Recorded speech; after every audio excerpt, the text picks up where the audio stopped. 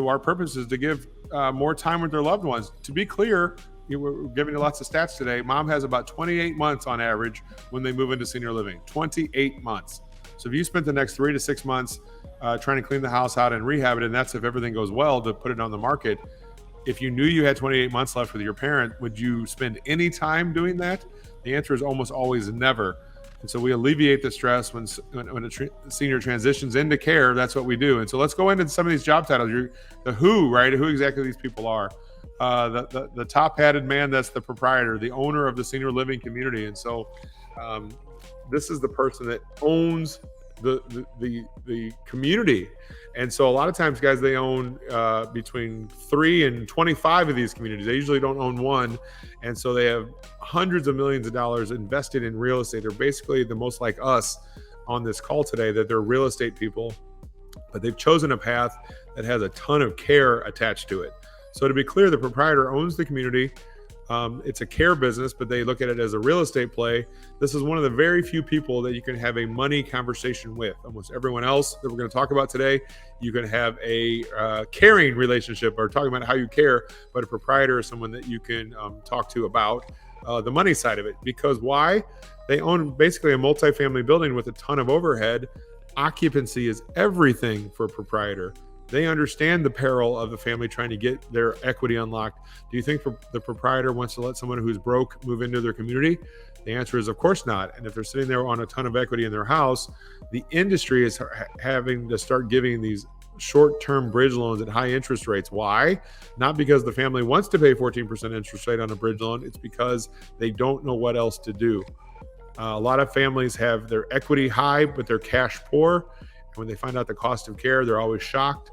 And so the industry is trying to put a Band-Aid on it. What the solution is instead of a bridge loan is to actually sell the property and take that money and pay for care. And so the proprietor is going to love that message.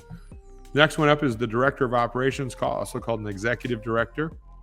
This person is kind of like a school superintendent or a school principal. They're dealing with 140 families. Instead of dealing with the children, they're dealing with the adults. So they're always dealing back with the daughter, Judy. They're running around like a crazy person. They have one of the most stressful, hard jobs out there. To be clear, they could find an easier way to make a living, but they choose to care about seniors. They usually have started off in care management of some way. I remember the time that I fell in love with an executive director was when it was a hot summer day here in St. Louis. It was probably 105 degrees, and it was a second-story condo. And she was in there arguing with the lady over how many walking canes she could bring to the new community. And the lady had 27 canes. And she was pleading with her, can you just pick out your 3 favorite canes and bring those with it? Because when you move from a 2,000 square foot condo into a new community, it's a single room or maybe 1 or 2 rooms. You have to give up almost, in this lady's case, 95% of your possessions. And so that day she was helping her move. This lady was a bit of a hoarder, which, by the way, if you've never heard me say it, what do you call a hoarder that you like is you lovingly call them an aggressive collector. So this woman was definitely an aggressive collector. And I walk in that day and they're taking boxes from upstairs down to the 40-yard dumpster downstairs because they're trying to go through all these possessions to know what she's going to bring to her new community. And so my value went through the roof when I looked at her, who she was sweating that day and they're having this stressful time. I said, hey, pick out the heirlooms that you want to keep instead of arguing about what's going to go down to the dumpster. I will take care of the rest. You do not have to be a mover today. You think in her job description, she thought she was going to wake up that day and be a mover in 105 degree weather? Or do you think she thought she was an executive director of a community? And so the point is, these executive directors wear a lot of hats.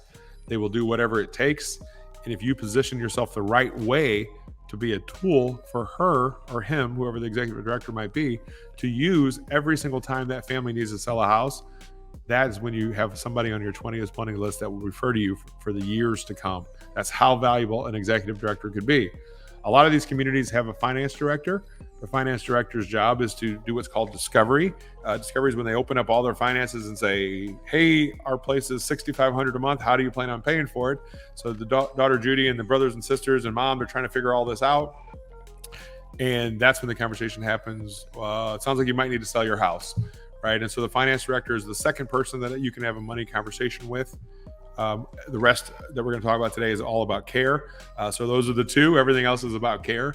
The finance director's job is to make sure that broke people don't move into their community. In fact, we're going to play a testimonial today from one of our people that used our service here at Mom's House. And her name is Tani, and she talked about the finance director said, I could not move my mother in until I proved to him where the money was going to come from. And so our offer to buy the house was that proof that allowed her mother to get the care she needed. Talk about a stressful situation. She was down in Florida and her mom was back in Kansas City. Imagine from that far away, not knowing what to do with your mother for care. Marketing directors, these will be in private pay communities. We'll talk about the difference between private pay and Medicaid at a later time, but a marketing director would be at a private pay community. Most communities in your neighborhoods, guys, are private pay. And so a marketing director is always out networking. Their job is to do awareness in the community about what's going on at their community, meaning they do public outreach to try to get people to come in. You'll find a lot of marketing directors out there. You can provide content for the marketing director if you know what to say. I think, we're talking about this networking thing. You can be a valuable tool if you have something wise to say or to talk about. And so when you become a senior transition specialist, we give you those tools to give presentations, to go out and be a pillar in the community, someone that is known, liked, and trusted that you can go and refer to when they have houses to sell. That's what we teach you how to do as a senior transition specialist. For all of us here, we're going to talk to Jeff in the VIP. You still have time to sign up for that. It's only $47. Go to momshouse.com/VIP. We're going to interview with Mr. Jeff Ballou. He's a placement agent. He's one of my relationships I've had for over 10 years now. And he's going to talk about who he likes to work with, how he likes to work with them, how he likes to network, how he builds relationships. It's everything I'm going to be teaching you how to do. We're going to have in this VIP some role play back and forth with each other to kind of show you what it looks like in real life. And so placement agents are another one of those job titles that can be very fruitful for you if you know how to find them and what to say. I'm going to say it many, many times. You don't walk in the front door saying you're an investor or you're a real estate agent. That's not the right way to do this. And so I want to give you the scripts and the tools to do it right way the first time. The next job title is called a care manager. A care manager could also be intertwined with the word a social worker. The word social worker, though, sometimes has a negative connotation. Like when a child is taken away because of child protective services, that's a social worker that does that. And so sometimes in senior living, they're very cognizant of how the words they use. So you might hear social worker or care manager interchanged with each other, but a lot of times it's because they're always thinking about dignity for the seniors. A good example of that is we use the word community and not the word facility. Why? Because community sounds a whole heck of a lot more loving than the word facility. A prison sounds like a facility, or a place like a hospital bed sounds like a facility. But where my mother lives, well, she lives in a community, right? Andrea gave the example of the 86-year-old lady who had a better social calendar than we did. I was out there dancing. Well, poor lady had one car accident and now that was all taken away. So where did she move to? She moved somewhere where she had other like-minded people for that social side of it, right? And so the point of this is life happens fast. These care managers, these social workers, their job is to have resources for these families. So Andrea comes along and makes that problem go away. The outcome of care is getting to buy a lot of houses. Aid and attendance. Aid and attendance is a government program that's designed for people that served in active wartime. This country's been in a lot of war over the past 70 years. And so a lot of seniors and their wives, I should say, they could apply for aid and attendance. What is aid and attendance? It's a benefit paid out to people that serve in active military time and their spouses. So why do I point that out? I'm going to be stereotypical when I say this, but a lot of times the husband served in the war, a wartime, and now the wife is eligible because he is deceased and she is eligible for that benefit, but they don't know that they're eligible for it. An aid and attendance benefits provider, write that down, is usually a financial planner. So if you call a financial planner and you say, do you do aid and attendance? And they say, well, what's that? Then you can just move on because you already know that that's not right. It's kind of like in an elder care attorney versus a traffic law attorney, right? You want to find somebody that specifically works with aid and attendance for their benefits. This is one of my best lead sources, and this is why I'm sharing it with you today. Downsizing agents. This stuff can be even harder than selling the house sometimes because it's all of their memories. it's really hard to give up on your stuff because a lot of times our worth is based on our possessions that we have. And so you need not only downsizing agents, but also auction houses, clean out companies, uh, estate sale companies. Those are all different types of clean out people. But the idea is that you need to be really good at the stuff.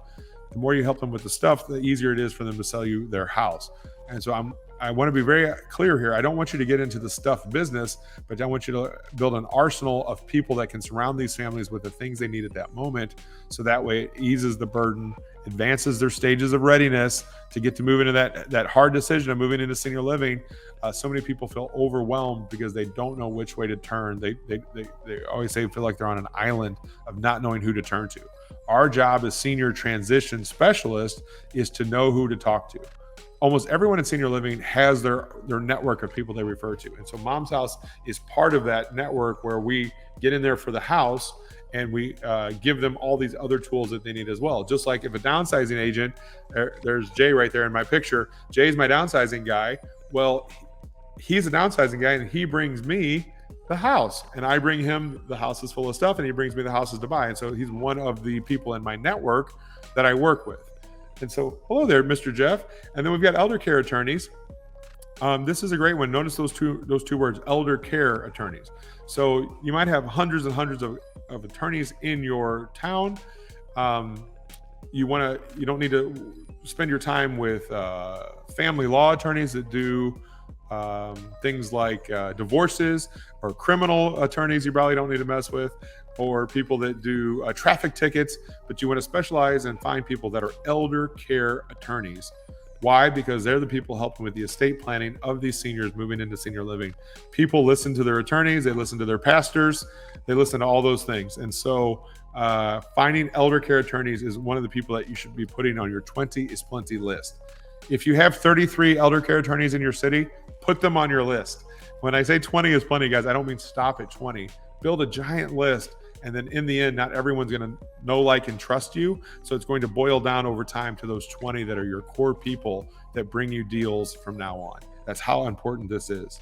You got geriatric care managers. These folks are, when you get their trust, they're phenomenal. Why? Is because they help a lot of times with the discharging of from the hospital network into the senior living. So when they say, hey, what do I do with the house? And the geriatric care manager says, call Philip. That can be a super valuable lead source because it's literally the flashpoint of they don't know which way to turn, and you can be the solution for that geriatric care manager.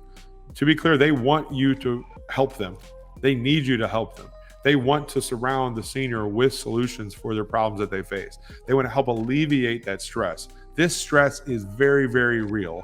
When we talk to Jeff here in a second, he talks about it was easier to bury his father than it was to find senior living for his father because of the emotional stress and toil that it took.